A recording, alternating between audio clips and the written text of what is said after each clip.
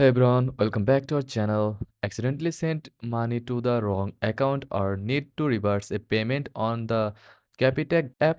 Here's how you can do it. First of all, start by opening your Capitec app and logging in with your credentials. Next, go to your transaction history by tapping on transactions. Find the payment you want to reverse.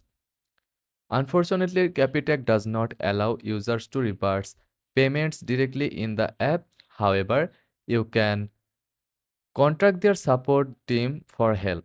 Tap help in the app or call their 24/7 client care at 0860 102043.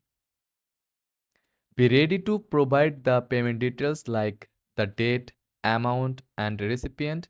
If the recipient consents, Capitec may assist with reversing the funds. And that's it. Always double check your payment details to avoid this issue. If this guide helped, don't forget to like and subscribe for more quick tips. Thanks for watching.